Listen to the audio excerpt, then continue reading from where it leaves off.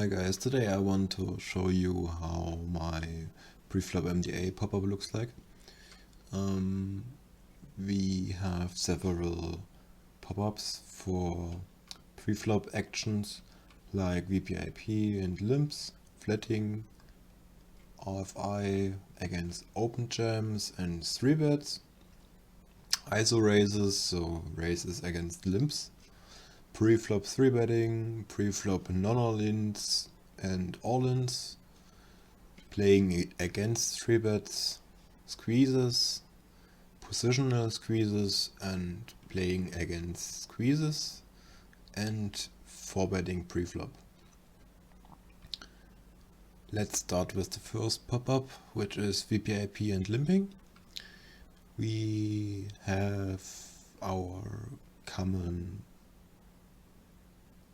Stacksizes for MTTs, which start from 0 to 10 big blinds, to 10 to 12 big blinds, to 12 to 15, 50 to 20, and so on, up to 100 big blinds and higher. So you simply click on the tabs here and you can see the stack sized filtered stats here for those stack size. Alright, let's only describe or show you guys what you can use here. So we have a comparison of limps and VPIP. We can see the reaction after he limped. So how often he is limp folding, limp calling, limp raising, limp jamming. This against specific raise sizes. And furthermore we can see his brief reaction against stealing. The second pop-up is for flatting and shows how this player is flatting from each position.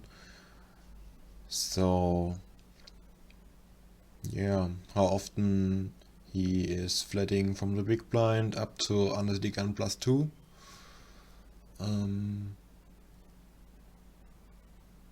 And yeah, in case the player is squeezing earlier from the big blind, so for example from the button or cutoff, we can see how this player is responding against position or a potential squeezing. As you can see how often cutoff is flatting plus folding plus calling plus raising all in and plus jamming.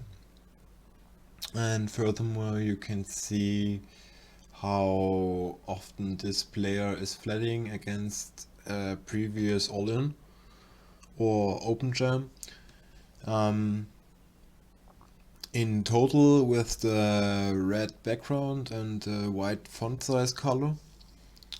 And below that you can see some statistics on the stack size amount of the first raiser, which is the open jammer in this case. So let's have an example here. This button or this player here is totally calling the button against an open jam with 9.2% of hands, but he is flatting against all-ins which have which has a stack with less than 5 big blinds of 14% of hands. When the stack is between 5 big blinds to 8 big blinds, he flats 9.2% of hands, and when the open jammer has 8 to 10 big blind stack, he flats less, so 8.5 here. I guess you know this principle. Alright, and yeah, this applies for several stack sizes which might be very interested in to look into this. Alright, now let's have a look on the flattening against certain raise first in sizes. So we have our positional flattings against a certain position open raise with a specific RFI sizing, so raise first in sizing. So we can see how often this player is flatting against a 2x sizing, so a min raise, 2.01 to 2.25 RFI raise sizing, and higher sizing, which are non-all in. No, sorry. Considered as any raises here, as you can see in this stat definition. And yeah, you can see it for every stack size, like I have mentioned before. So this is very interesting to analyze your or your opponent's flattening behavior, to compare it with GTO frequencies. I bet some players might be tremendously overfolding against higher RFI sizings. But yeah, this is part of your analysis. Right, now let's have a look on the RFI against Openjams and playing against 3-bets. So this is really interesting to see how this player is developing his strategy with raise first in, all-ins and Openjams. So in Hold'em it's quite common that with shallower and so lower stack sizes, let's say below 30 or 40 big blinds ish, the player strategy is deviating either in RFI, non-all-in and open jams, as you can see here. For less than 10 big blinds, we have open jams as our main strategy, as you can see on the numbers here. And you can compare it with the RFI non-all-in numbers, which are tremendously lower, as this line here. And in case this player is open raising non-all-in, you can see how he is responding against 3-bets. So how often he is folding, calling, and the same for squeezes.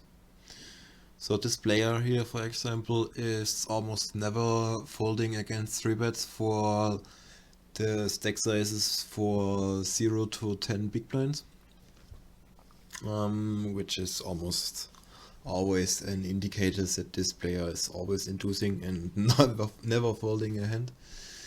So yeah. We have an ISO raise pop-up, so you can see how this player is playing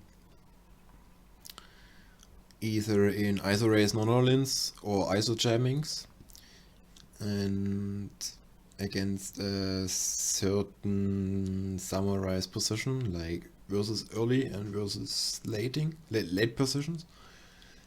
And you can see when the player is ISO raising non-all-in, how he is responding after a raise, and how often this player is ISO raising non-all-in against several players. So I guess this pop-up here is mainly interesting for the big blind strategies for lower stack sizes, because with the big blind stack sizes, or the effective stack sizes, with about 20-ish or lower. You can see it's quite common that the player has either a ISO raise non-all-in strategy or ISO raise, so ISO raise all-in strategy. And when the stack sizes gets higher, this number drops, of course, because the risk-reward ratio is simply way too high. And this is also the reason why I removed this ISO jumps and just kept it for ISO raise non-all-ins, beginning on 30 to 40 big blinds. Next pop-up is the preflop 3-betting. So we should have almost any important 3-betting information here. Like we can see player positional and stack size 3-betting statistics in total, and for IP and OOP, and how he is responding against 4-bets once he 3-bet. We can see this distinct between 3-betting non-all-in positional and 3-betting all-in positional on this side here. And we can see what player this what's 3-bet non-all-in sizing this player is using. And of course this applies for any position again.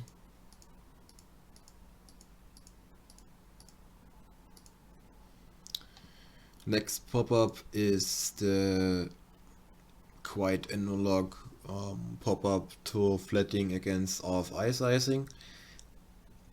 The same for preflop 3-betting all-in against RFI size, which is the following pop-up. So this one here. But yeah, this target or main statistic here is for 3-betting non-all-ins, and this here is for 3-betting all-ins.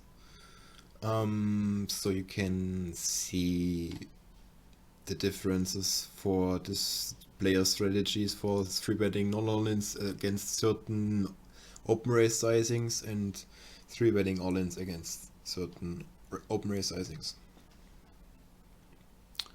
Then we have pop-up for folds against callings against 3-bets with IP and OOP and against Readjam statistics, along with positional folds and calls. Then we can see many statistics about squeezings.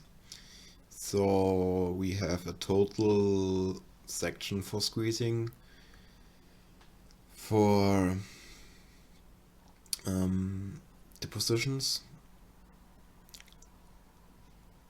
and against certain positions.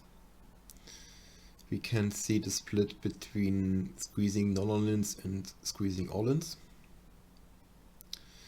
And furthermore, we can see the split of squeezing all-ins and non-all-ins with the positional filtering, like against which certain open raise positions. And yeah, once the player is squeezed, we can see here how this player is responding against the 4-bet. So how often he is folding, calling, or 5-betting. And on the side here we can see how often this player is squeezing against 1 caller, 2 caller, and 3 callers and higher. On the next pop-up we have almost any scenarios here where a player can squeeze.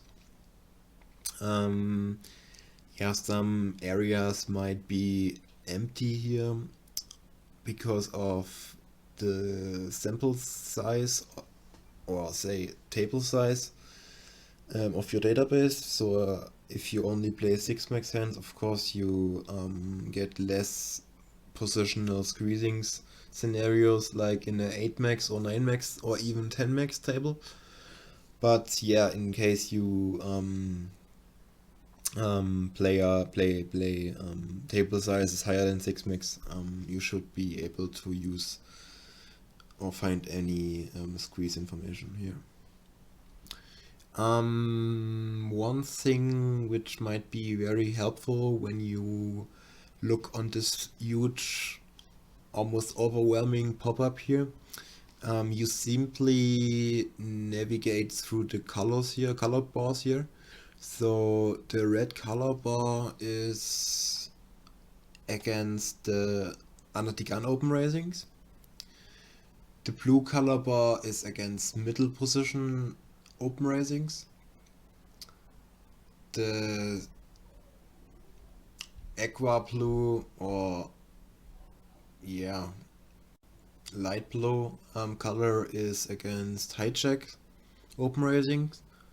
The green color is for cutoff open raisings. And the light green color is against button open raisings, since this is only one. So button against, big blind against button and small blind flat. Last but not least, we have the pop-up for playing against squeezings.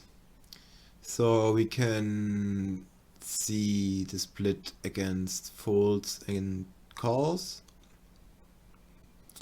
This is after an open raise and a squeeze from a certain position. And yeah, furthermore, you can see his frequencies or tendencies when he is a raiser or a caller and has not position. When he is facing a squeeze all in or non all in. And ultimately the 4-bet preflop pop-up, where you can see almost any information about 4-betting, which starts with 4-betting after raise first in against a certain position. You can see 4-bet against squeezes after raise first in and how this player is responding against 5-bet all-ins and 5-bet non-all-ins. Then there's a small separator for overview purposes, and below the separator there is the section for 4-bet non-all-in and 4-bet all-in after the player has raised first in. And below that there's another separator, and below that you gonna see the cold 4-bet non-all-ins and cold 4-bet all-ins. And of course you can see this for almost any important MTT summarize of stack size. So yeah, this applies for any pop-up here, as you can see. So yeah, you have thousands of statistics available here to analyze. And the really cool feature here, or the key advantage you can gain here, is that you can work out those numbers and compare it with GTO ranges, frequencies. And yeah, the less or the higher the player is deviating from GTO, the more you can adapt your own strategy against it. And or in other words, you can node lock way better and develop huge deviations to GTO strategies for post flop.